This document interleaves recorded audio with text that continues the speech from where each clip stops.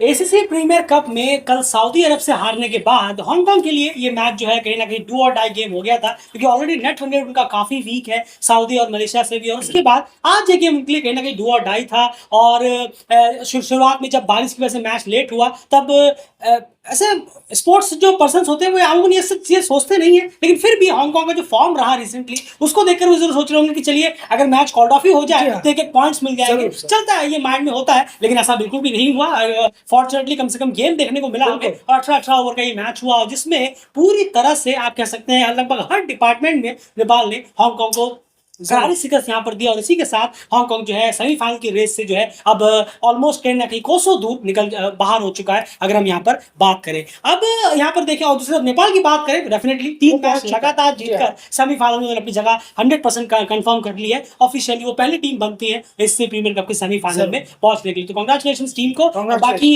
एक और शायद हमें आज ही मिल जाए, ओमान और यूएई में से भी कोई एक और सेमीफाइनल हमें और भी वहां पर भी पहुंचता हुआ दिखी जाए। चलिए देखते हैं, लेकिन पहली टीम नेपाल बनी है। आज के मैच की बात की जाए, मैच शॉर्ट हुआ, 2-2 ओवर शॉर्ट हुए एंड किस तरह से चीजें आगे बढ़ी है बात जरूर करेंगे। नेपाल की परफॉर्मेंस के बारे में बात करेंगे, नियर अबाउट क्लिनिकल रही नहीं रही, क्या कुछ अच्छा रहा, क्या कुछ कुछ एक आध चीजें और भी खराब रही या रही भी है कि नहीं है, वो कहीं ना कहीं जानने की कोशिश करेंगे। और हांगकांग के बारे में भी थोड़ी बात करेंगे, लेकिन शुरुआत करते हैं फेस बाय फेस। जरूर 1 से 5 ओवर की बात करें पहले फेज की तो 33 रन हांगकांग ने बनाए 1 विकेट के नुकसान पर। वहीं नेपाल ने 68 रन बनाए बिना विकेट गंवाए। जी हाँ, तो पहला फेज नेपाल के नाम रहा। 6 से 13 ओवर की बात करें तो यहाँ पर हांगकांग ने जो स्कोर किया वो 47 रन 47 रन 5 विकेट के नुकसान पर। और नेपाल ने इस फेज में 49 रन बनाए और 2 विकेट उन्होंने गंवाए। और इस फेज में नेपाल ने अपना मैच भी नाम किया और कहना होगा फेज भी अपने नाम किया।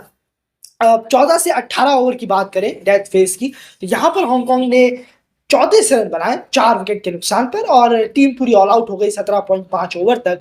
वहीं नेपाल का ये फेस आया नहीं तो नेपाल ही ये फेस जीता है। ऑफिस भी अगर हम देखें वहीं पहले बल्लेबाजी करते हुए हांगकांग ने 114 रन बनाए, टीम ऑल आउट हुई, 10 विकेट गिर गए 17.5 ओवर, जिसमें कि उन्होंने 45 डॉट बॉलें खेली। नेपाल चेस करने आया तो बहुत ही आसानी से 12.2 ओवरों में टीम ने 8 विकेट रहते ये टारगेट चेस कर दी। बिल्कुल, और महज 26 डॉट बॉल्स यहाँ पर नेपाल ने इस फेज में जरूर खेली है। तो हांगकांग का अगर आप देख रहे हैं यहाँ पर तो क्लियरली है शुरुआत के फेज में फिर भी आप वहां पर अच्छा टीम कर जा रही थी। 33 रन 1 विकेट था, विकेट बचे हुए थे, लेकिन मिड फेज में कहानी सारी खराब हो गई। जो बचा कुचा काम था वो डेथ फेज में भी यहाँ पर एकदम निकल कर नहीं आए। अभी इसी को जानने के लिए कहीं ना कहीं हम पहले बैटिंग कार्ड देख लेते हैं, फिर आपको पार्टनरशिप चार्ट के जरिए समझाने की कोशिश करेंगे। बैटिंग कॉन्ट्रीब्यूशन जो रहे वो आप ऑलरेडी देख पा रहे हैं। यहाँ पर अगर आप देखेंगे तो सबसे हाईएस्ट रन अंशुमन रथ 34 किए, निजाकत खान 12, बाकी सब सिंगल डिजिट में गए। जीशान अली ने 14 और अगर बात करें नसरुल्लाह राणा 11। ये जीशान अली और नसरुल्लाह, माफ कीजिएगा, एहसान खान की वजह से ही टीम 100 पार किया, वरना शायद अंडर 100 हांगकांग हमें आउट होती नजर आती। अब चलते हैं पार्टनरशिप चार्ट की तरफ, वहां से मैं आपको समझाने की कोशिश करता हूं। तो शुरू में जो टॉप 5 विकेट आप देख रहे हैं, जो टॉप 5 विकेट्स के बीच में जो पार्टनरशिप आप देख रहे हैं, यहीं पर हमें 2 जगह पर पार्टनरशिप देखने को मिल रही है। एक है दूसरे विकेट के लिए, एक है तीसरे विकेट के लिए, निजाकत खान और अंशुमन रथ के बीच में, और एक अंशुमन रथ और बाबर याद के बीच में। बस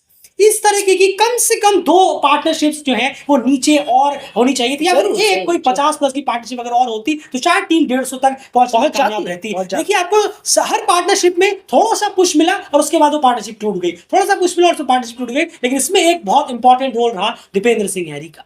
जैसे हम क्यों आखिर कहते हैं कि दीपेंद्र सिंह हैरी बहुत ही इंपैक्टफुल प्लेयर हमें नजर आते हैं इन सब सिचुएशंस में, और वो हमें आज फिर से देखने को मिला। पहला विकेट जल्दी गिरने के बाद एक अच्छी पार्टनरशिप हो रही थी निजाकत और अंशुमन के बीच में, और कुछ अच्छे शॉट्स दोनों लगा भी रहे थे। उन्होंने सोमपाल और करंट पे दोनों पे कहीं ना कहीं कुछ अच्छे शॉट्स भी लगाए। अच्छा देख के लग रहा था कि इनको ज्यादा दिक्कत हो नहीं रही है। एक आध बॉल डेफिनेटली वो बॉलिंग की बात बॉलिंग के सेक्शन में करेंगे, लेकिन अच्छा खासा वहां पे एक पार्टनरशिप जा रही थी। लेकिन एग्जैक्ट उसी वक्त पे दीपेंद्र सिंह हैरी के एक डायरेक्ट हिट ने पूरा का पूरा जो मैच है वो उसका रुख पलट दिया। निजाकत खान जो रन आउट हुए, बस उसके बाद पूरी की पूरी हांगकांग टीम आप समझिए हर 10-15 रन के बाद अपने विकेट गंवाती चली गई, जो आप पार्टनरशिप चार्ट पे भी ऑलरेडी बखूबी देख पा रहे हैं। अब भैया ये हाल रहा और फिर वो टीम कभी उठी ही नहीं और स्कोर सिर्फ 114 तक गया। 18 ओवर मैच छोटा हो गया, फिर भी टीम ऑल आउट यहां पर हो गई।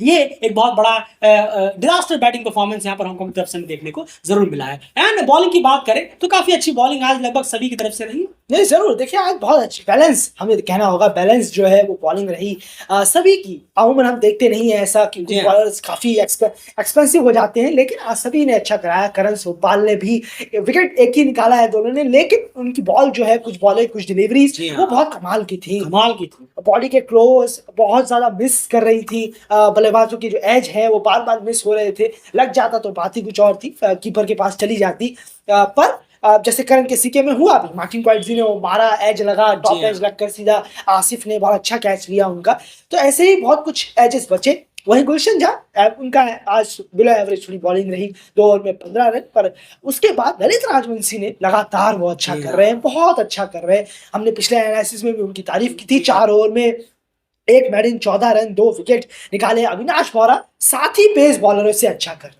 जी हाँ। यह जरूर है इस टूर्नामेंट में साथ ही पेस बॉलरों से वो काफी अच्छा कर रहे हैं अगर हम देखेंगे 4 ओवर में 29 रन जी, 3 विकेट 3 विकेट। उन्होंने निकाले हैं टूर्नामेंट की विकेट टेकिंग लिस्ट में भी वो आ रहे हैं तो साथ ही बॉलर से जरूर वो अच्छा कर रहे हैं लगातार और ये तीसरा मैच आज हुआ है उसमें भी उन्होंने बेहतर किया है और दीपेंद्र सिंह यारी एज यूजुअल वो आए 1 ओवर में उन्होंने 2 विकेट निकाल जी लिए हाँ, कहानी खत्म। वो सुपरस्टार प्लेयर हैं T20 आई के इसमें कोई दोहराए बिल्कुल, तो कहीं न कहीं आप ले सकते हैं कि ऑलमोस्ट अच्छी खासी बॉलिंग यहाँ पर रही है और बॉलिंग भी कुछ रहा है, लेकिन इन सब में सबसे ज़्यादा जिनको कहने की क्रिकेट ने पिछले मैच में ये चीज़ कही थी और इस मैच में हम ये चीज़ कहेंगे वो है ललित राजवंशी। जी हाँ। बहुत ही बेहतरीन कंसिस्टेंसी बहुत अच्छा रख रहे कर रहे हैं, हैं, इकोनॉमिकल अच्छा लग रहे हैं एंड आपको क्या रीज़न नज़र आता है कि वो लगातार अच्छा करने में कामयाब हुए अभी तक इस प्रीमियर कप में। हालाँकि इस टूर्नामेंट से पहले इतना खासा नहीं गया था, मैंने नहीं कहूँगा बुरा गया था, इतना खासा नहीं गया था, लेकिन यहाँ पर वो अच्छा कर रहे हैं। क्या नहीं, लग रहा है? जरूर देखिए एक लाइन एक उन्होंने अपना एक एरिया ढूंढ लिया है जो कि एरिया स्टंप के करीब है अगर आप विकेट भी देखेंगे आज तो यानी कि दोनों विकेट गिरे हैं कॉटन बोल्ट और एक एलबीडब्ल्यू Yeah. इससे क्या पता चलता है इससे पता चलता है कि वो स्टंप लाइन पर बहुत अच्छा कर रहे हैं स्टंप लाइन पर होने की वजह से जो है वो इकोनॉमिकल ज्यादा जा रहे जी हैं हाँ, ये आपने सही कहा क्योंकि ललित राजवंशी अगर स्टंप लाइन से हटे हैं तभी उन पर रन गया है। जरूर, जब जरूर। स्टंप लाइन पर रहे तो बॉलिंग ऐसी हुई। बिल्कुल और इस कैलिबर के बल्लेबाज है नहीं उमर जी हाँ, कांग्रेस में तो है ही नहीं। बिल्कुल सही कहा आपने और एसोसिएट के पास कि वो रिवर्स स्वीप स्वीप में माहिर हो जी हाँ। नेपाल के पास ऐसे नहीं है कि बिल्कुल। रिवर्स स्वीप और स्वीप में वो इतने माहिर हो तो वो परसेंटेज जो है जी हाँ। कि स्टंप लाइन से मारना वो बहुत कम हो जाता है उसका परसेंटेज का ग्राफ बहुत कम बल्लेबाज हैं जो स्टंप लाइन पर आने पर इस तरीके के शॉट खेल सकते हैं तो और इसका देखिए एक रिवर्स स्वीप मारने भी गया एलबीडब्ल्यू आउट। वो स्वीप मारने स्वीप जा मारने रहे गए, थे sorry। और एजाज खान थे वो बल्लेबाज और वो एलबीडब्ल्यू हो गए तो इसलिए कहा जाता है काफी कम बल्लेबाज हैं वर्ल्ड क्रिकेट में भी काफी कम इसकी परसेंटेज हो जाती है पर वो यही कर रहे हैं बस और इससे ज्यादा खुश नहीं कि वो और है एक चीज और उन्होंने एक अपना लेंथ ढूंढ लिया है किस लेंथ पर मुझे रखना है गुड लेंथ पर थोड़ा सा बैट्समैन कंफ्यूज भी रहता है कि इस पर आगे जाकर खेलूं या बैकफुट पर आऊं और स्टंप लाइन को भूल नहीं बिल्कुल, तो स्टंप लाइन को जो है उन्होंने बहुत अच्छा पकड़ा है इस प्रीमियर कप में और यही हमें चीजें अभी तक देखने को यहाँ पर मिली है। तो बहुत वेल डन ललित, बहुत अच्छा कर रहे हैं, बहुत इंप्रेसिव परफॉर्मेंस नजर आ रही है। विकेट सब ले रहे हैं, सब अपना अपना काम कर रहे हैं, लेकिन ललित राजवंशी जो बीच में आकर काम कर रहे हैं एक आपके स्टार स्पिनर के एब्सेंस में एक बड़े टूर्नामेंट में बैलेंट्री सीरीज होती तो हम ज्यादा इस बात नहीं करते, बड़े टूर्नामेंट में अच्छा कर रहे हैं। बस उम्मीद है कि नॉकआउट्स गेम में भी ये परफॉर्मेंस बरकरार रहे। चलिए अब बढ़ते हैं यहाँ पर हांगकांग की माफ कीजिएगा नेपाल के चेस की तरफ अगर बात की जाए। बैटिंग का ऑलरेडी आप यहाँ पर स्क्रीन पर देख पा रहे हैं। शुरुआत आज बड़ी जबरदस्त हुई है। जी हाँ, पावर प्ले में ही लगभग पूरा मैच जो है वो नेपाल ले गया। कुशल भुरतेल ने काफी तेज तरह यहाँ पर 32 रन किए, आसिफ ने अच्छे 40 करीब करीब यहाँ पर निकाले। उसके बाद दोनों का विकेट जरूर गिरा, लेकिन तब तक काम अपना वो कर चुके थे जिनको काम करना था। दोनों ने 30 प्लस का स्कोर क्रॉस किया, आसिफ ने तो 40 कर ली और उसके बाद रोहित और संदीप ने आकर बचा कुचा काम यहाँ पर किया। कुछ अच्छे क्लीन हिट्स हमें यहाँ पर देखने को मिले। मेरे ख्याल से एक कुशल भुरतेल का कैच ड्रॉप था, 15 रन या 10 रन के आसपास वो थे 12 या 15 के बाद, बस उसके अलावा ज्यादा कुछ खास हमें यहाँ पर देखने को मिला। आसिफ की ये तीसरी इनिंग है। ये कंसिस्टेंसी बिल्कुल सही कहा आपने। आसिफ और ललित राजवंशी ये सॉलिड कंसिस्टेंसी देखने को मिली है तीनों ही गेम्स में। ये एक बहुत अच्छा पॉजिटिव साइन है नेपाल के लिए नॉकआउट मैचेस से पहले। दीपेंद्र सिंह तो है ही है, हम इनके ऊपर वालों की बात कर रहे हैं, उनको तो आप स्टार कैटेगरी में डालिए। ये लोग अच्छा कर रहे हैं लगातार कंसिस्टेंट बेसिस पर, ये बहुत इंपॉर्टेंट है। और अलग क्या डालिए, दीपेंद्र सिंह एरी चल रहे हैं, वो बहुत इंपैक्टफुल है। बस जी हाँ, जिस दिन दीपेंद्र सिंह एरी बिल्कुल, का इम्पैक्ट परफॉर्मेंस नहीं आया, उस दिन टीम स्ट्रगल कर बहुत सकती मुश्किल है, होगी। भले ही कितने भी स्टार प्लेयर आपके जरूर। सामने हो। ये हमने आर्टिकल में आपसे कहा भी था, और आज भी उनका ये वो रन आउट, यकीन मानिए वो एक बहुत इंपॉर्टेंट टर्निंग पॉइंट था। वो अगर नहीं होता तो शायद हमें बड़ा स्कोर यहाँ पर देखने को मिल सकता था। तो वो रन आउट भी बहुत टर्निंग पॉइंट है। वो किसी ना किसी तरह से मैच में आ ही जाते हैं, अपना इंपैक्ट छोड़ देते हैं। शॉर्टर फॉर्मेट की हम बात कर रहे हैं, तो बहुत ही इजीली इस चीज को कंप्लीट किया। एंड हांगकांग के बॉलर्स के बारे में आपने जानना चाहूंगा, हैरानी बिल्कुल नहीं, क्योंकि हमने मैच प्रीव्यू में भी कहा था कि हांगकांग के पेसर जो है वो सबसे बड़े लेटडाउन है इस वक्त उनकी टीम के लिए। नहीं, जरूर देखिए, पेसर्स पर हांगकांग को जरूर ध्यान देना चाहिए। जब प्रीमियर कप में आप आ रहे हो तो थोड़ा सा अपने आप पर भी बहुत ज्यादा ध्यान देने की जरूरत है। पेसर्स क्या कर रहे हैं, क्या नहीं कर रहे हैं। आप सीरीज करा रहे थे इतना, वहां पर ही पेसर का समझ जाना चाहिए था। जी। बहुत बेदम हालत था, और ये हमने उठाया भी है। शायद लास्ट ईयर भी हमने ये बात उठाई जी थी हाँ। हांगकांग के एनालिसिस में। इस ईयर में भी जब एनालाइज करने हम बैठे थे, तब भी हमने ये कहा था कि हांगकांग के पेसर्स काफी रन खर्च कर रहे हैं। एहसान खान अकेले पड़ जाते हैं, उस पर यासिर मुर्तजा भी कभी कभार अच्छा परफॉर्मेंस करते हैं। ये वो स्पिनर है दोनों ही, पर पेसर्स जहां तक बात है वो बिल्कुल बेदम नजर आते हैं। चाहे आप उन्हें ग्रास दे देंगे पिच पर, तब भी वो बेदम नजर बिल्कुल आएंगे, सही कहा, तब भी वो बिल्कुल नहीं सही आएंगे। कहा। एक बहुत अच्छी लाइन में, लेंथ में, पता नहीं क्या है उनमें प्रॉब्लम, और बहुत बड़ी प्रॉब्लम है। जरूर वो एडजस्ट नहीं कर पाते। चाहे नसरुल्लाह हो, आयुष हो, धनंजय राव हो, या एजाज खान तो खैर अभी आए भी नहीं थे, वो आने वाले थे जी बॉलिंग हाँ। में, इस तक नौबत ही नहीं आई।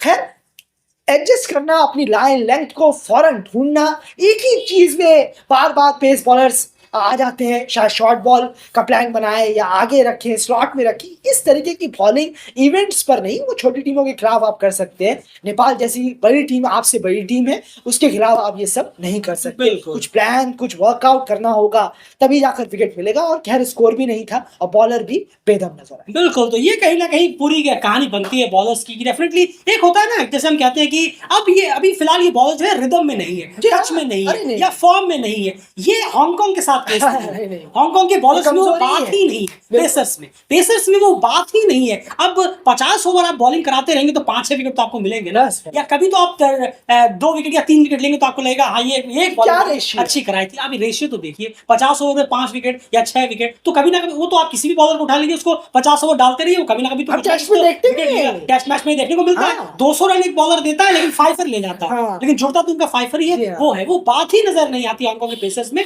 ये रिदम या फॉर्म जाने वाली बात तो है ही नहीं। बस यही था, और क्लिनिकल तरीके से बहुत clinical, नेपाल जी यहाँ हाँ। पर जीता। रोहित की कप्तानी अच्छी रही, बॉलिंग रोटेशन उनका काफी बेहतर रहा। जरूर। या रोहित को क्रेडिट देना पड़ेगा। अब लेकिन अब एक बड़ा टेस्ट आ रहा है नॉकआउट गेम्स का, और कहीं ना कहीं डेलीगेट ये उम्मीद जरूर करेगा कि जो कल का, मेरे ख्याल से कल ही मैच है, जी हाँ। नहीं 17 तारीख को है परसों, नेपाल का। परसों। नेपाल का जो नेक्स्ट मैच है उसमें एक आध प्लेयर जो है जो काफी लगातार 3 मैच खेले हैं, उनमें से 1-2 को कम से कम रेस्ट दीजिए, और फिर उनकी जगह पर किसी को आप जरूर खिलाइए, बेहतर रहेगा। डेफिनेटली चारों के चारों आपको जीत के नंबर 1 पे रहना है, लेकिन जो 3 लगातार खेले हो, सिर्फ उनमें से अगर 1-2 किसी को रेस्ट देना चाहें तो आप जरूर दे सकते हैं। फिलहाल इस मैच एनालिसिस में इतना ही। हांगकांग के लिए अब रास्ते आप समझिए बंदी हो चुके। फिलहाल इस वीडियो में इतना ही। बंदी नहीं चैनल के साथ चैनल सब्सक्राइब जरूर करिए, और कम्युनिटी ऐप चेक करना मत भूलिए। एक और इंटरेस्टिंग मैच है ओमान वर्सेस यूएई, बने रहिए।